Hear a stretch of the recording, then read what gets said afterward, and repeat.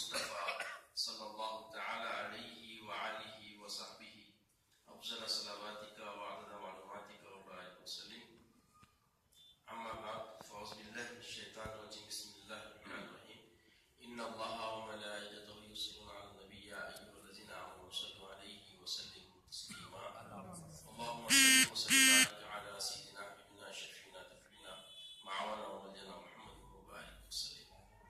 ہم فرائض کی توضیحات پر گفتگو کر رہے تھے کہ یہ توضیحات ان چیزوں سے اگر کوئی جگہ بال برابر خوش رہ جائے تو غسل نہ ہوگا، جس میں سب سے پہلے کلی کے متعلق، پھر دوسرا ناک میں پانی چڑھانے کے متعلق، اور پھر تیسرا جسم کے تمام حصوں کا کس طریقے سے ہمیں اہتمام کرنا چاہیے. غسل کی سنتیں اور غسل کے مستحبات آپ حضرات مسنون طریقے کے ساتھ سماعت فرما چکے ہیں. اب انشاءاللہ حیض و نفاس کے بارے میں بھی آپ لوگ تمام مسائل سے آگاہ ہو چکے ہیں.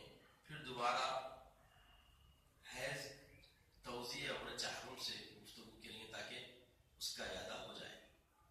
حیض جو ہے، حیض وہ خون ہے جو بالغہ عورت کے رحم سے ہر مہینے آتا ہے.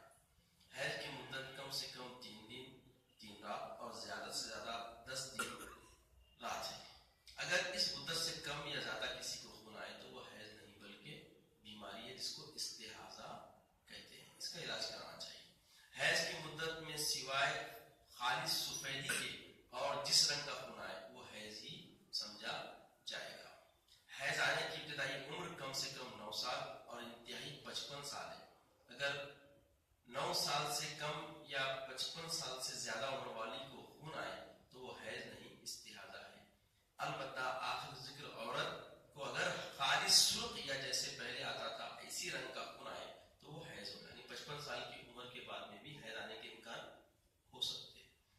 2 حیضوں کے درمیان پاک رہنے کی مدت جس کو طہر کہتے ہیں کم سے کم 15 روز ہے اور زیادہ کی کوئی حد نہیں. اگر 15 روز سے قبل دوسرا خون ظاہر ہو تو وہ استحاضہ ہے، بیماری ہے، اس کا علاج کرنا. اور پھر بتایا گیا کہ اگر حیض مدت حیض کے اندر طہر معلوم ہو تو وہ بھی حیض میں داخل ہے. اس کو طہر مستقلل کہتے ہیں، یعنی پاکی میں تخلل پڑتا ہے، یعنی مدت کے اندر ہونا. جس عورت کو حیض کی عادت مقرر ہو، اس کو عادت سے زیادہ خون آئے لیکن 10 دن سے زیادہ نہ ہو تو وہ حیض ہی سمجھا جائے گا. یعنی دن بڑھ گئے، دن اس کے آگے پیچھے بھی ہوتے ہیں. مقرر دن ہونے کے باوجود اگر بڑھ رہا ہے تو 10 دن اس کا انتظار کریں گے. 10 دن کے بعد ہے تو وہ اس کو بیماری بولیں گے. اس کے بعد پھر بتایا گیا کہ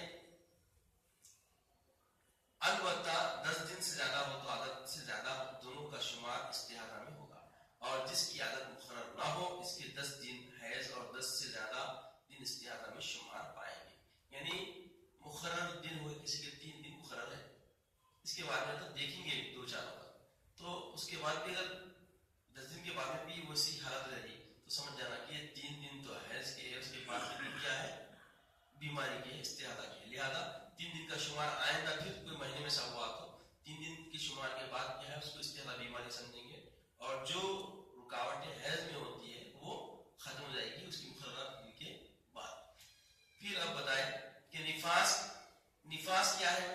نفاس کیا ہے؟ نفاس کی مدت زیادہ سے زیادہ 40 دن ہے، 40 رات ہے، اور کم کی کوئی حد نہیں. ممکن ہے کسی کو بالکل نفاس ہی نہ آئے، ایسا بھی ہوتا ہے. بس ایک آدھ دن آئے اس کا فوری بند بھی ہوتا. بند ہوگا تو کوئی بیماری نہیں ہے، اس کو جاری کرنے کی کوشش بھی نہیں کرنا. بس خواتین ارے نہیں ہونا ضروری تھا بلکہ بھی ذہن بنا لیتے. ضروری نہیں ہے. کسی کو بالکل 2 سال تک بھی بس ایسا معاملہ ہوتا، بس رکاوٹیں آتی بہت ساری، تو ان صورتوں میں ان کو نمازیں وغیرہ پڑھنا رہے گا. نفاس اور حیض کے درمیان پاک رہنے کی مدت کم سے کم 15 روز ہے. جس عورت کی عادت مقرر ہو اس کو اگر عادت سے زیادہ خون آئے لیکن 40 دن سے زیادہ نہ ہو تو وہ سب نفاس ہی سمجھا جائے گا. البتہ 40 دن سے زیادہ ہو تو استحاضہ کہلائے گا، یہ بھی بیماری رہے گی. اگر حمل گر جائے اور اس کا کوئی عضو بن چکا ہو تو نفاس ہے، ورنہ نہیں ہے. یعنی حمل گر گیا اور حمل کی کیفیت جب دیکھے تو اس کے اندر کیا ہے، کچھ عضو بنے ہوئے ہیں، تو اس کے بعد جو خون جاری ہوگا وہ 40 نماز کے حکم میں پایا جائے گا. حدث اکبر کے احکام جن چیزوں سے غسل فرض ہوتا ہے ان کے پیدا ہونے سے جو شرعی حالت انسان کے جسم پر طاری ہوتی ہے وہ حدث اکبر کہلاتا ہے. حدث اکبر کی حالت میں نماز پڑھنا، سجدہ کرنا، کعبہ مکرمہ کا طواف کرنا، قرآن شریف کا چھونا، قرآن شریف کا بقدر تلاوت پڑھنا، اگرچہ ایک آیت سے کم ہو کسی آیت کا لکھنا، ایسی انگوٹھی وغیرہ چھونا یا پہننا جس میں آیت لکھی ہو، مسجد میں داخل ہونا وغیرہ سب امور حرام ہے.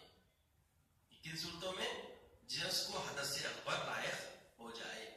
حدث اکبر والا شخص انگوٹھی بھی نہیں پہن سکتا. انگوٹھی پہ اکثر نصر من اللہ فتح قریب یا ایسے کچھ آیتیں لکھ کے لوگ کیا کر رہے ہیں؟ پہن رہے ہیں پتھر پہ گندا کرا کے. تو ایک گندا کری ہوئی چیز ایسی حالت میں ان کی انگلیوں میں بھی رہنا حرام ہے.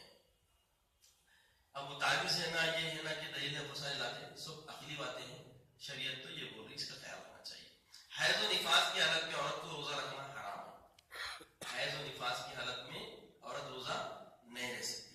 حیض و نفاس کی حالت میں نماز بالکل معاف ہے، یعنی حیض و نفاس موقوف ہونے کے بعد عورت پر اس کی قضا نہیں ہے. البتہ روزوں کی قضا لازم ہے. یعنی اب رمضان شریف آ گئے اور کوئی حیض سے رہ گئے تو ان کو جتنے روزے ہوئے شمار کر کے اور ایام میں اس کو قضا کرنی پڑے گی. مگر نمازیں جتنی ہوگی وہ قضا کی صورت میں ان کو واجب ضروری نہیں ہے. اس کے بعد بتایا گیا کہ جو عورت معلمہ ہو، پیشے سے جڑی ہوئی ہو، معلمہ درس دینے والی، تدریس پڑھانے والی ٹیچر معلمہ ہو، تو وہ حیض کی حالت میں کامل ایک آیت کی تلاوت کیے بغیر صرف ایک ایک لفظ کر کے تعلیم دے سکتی ہے. جیسے الحمد للہ رب العالمین الرحمن الرحیم، ایسا کر کے، یعنی اس کو ٹکڑے ٹکڑے ٹکڑے کر کے وہ پڑھا سکتی. کیونکہ پڑھنا تو منع ہے مگر تدریس ہے، معلمہ ہے، تو اس کی ذمہ داری اس میں کئی صورتیں مضمر ہیں. عورت جب پڑھانے نکلتی ہے تو کب نکلتی ہے؟ بغیر کسی جو ہے نا مصیبت کے معاملہ ہونے والا نہیں ہے، اور اس سے متعلق طلباء ہوتے ہیں، ان کا نقصان نہیں ہونا. تو قدرت یہ معاملہ رکھی ہے. شریعت نے اس کو بتایا کہ ایسا کوئی معاملہ آ جائے کہ عورت معلمہ ہو، درس دینے والی، پڑھانے والی ہو، تو اس کو قرآن کی آیت کے ٹکڑے ٹکڑے لفظ کو الگ الگ کر کے پڑھانا چاہیے. حیض کی حالت میں جماع کرنا حرام، اور ناف سے زانوں تک عورت کے جسم کا دیکھنا یا اس سے بغیر کسی حائل کے جسم کو ملانا مکروہ تحریمی. البتہ اس کے سوا باقی سب بدن سے مساس اور نفع لینا درست ہے. یہاں ایک اہم بات رکھ لیں ذہن میں، ایسی حالت میں جماع کو جائز جاننا بعض علماء کے نزدیک کفر ہے اور حرام سمجھ کر کرنا بالاتفاق سخت گناہ ہے.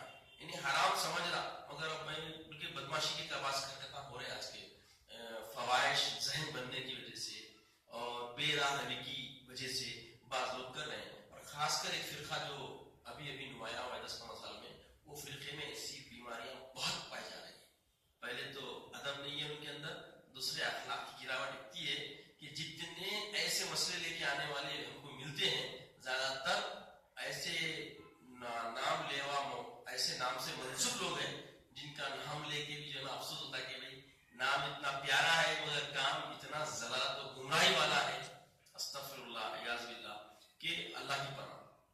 بہرکیف یہ باتیں ذہن میں رکھنے کی ہے کہ یہ چیزیں سارے معاملے کیا ہے؟ حرام ہے، اس سے بچنا چاہیے. حائضہ عورت کے ساتھ مل کر سو جانا یا اس کے مستعملہ پانی اور اشیاء کا استعمال کرنا یا اس کا کھانا پکوانا بڑا درست ہے. پچھلے ہفتہ کوئی پوچھے تھے بیچ میں کہ بھئی حائضہ عورت سے یہ سب چیزوں کا معاملہ کیا ہے، تو جواب آ گیا. دیکھیے اس کا، اگر کوئی عورت اپنے ایام کو بھول جائے، مطلب کوسے تاریخ سے کوسے تاریخ تک ہے، کوسے دن سے کوسے دن تک اس کا ذہن میں بھول چک ہو جائے، تو یعنی کسی زمانے کے متعلق شک ہو کہ یہ زمانہ حیض کا ہے یا طہور کا یا حیض سے خارج ہونے کا، تو اس صورت میں وہ ہر نماز کے وقت غسل کر کے نماز پڑھا کرے. یعنی مطلب اب وہ دن کھل گئی مگر حیض ہو رہا نہیں، تو اس صورت میں اس کو کیا کرنا ہے؟ ہر دن وضو کرنا ہے، شک کی بنیاد پہ اس کو نماز پڑھنا ہے. جس عورت کا حیض 10 دن 10 رات آ کر بند ہو گیا ہو، اس سے قبل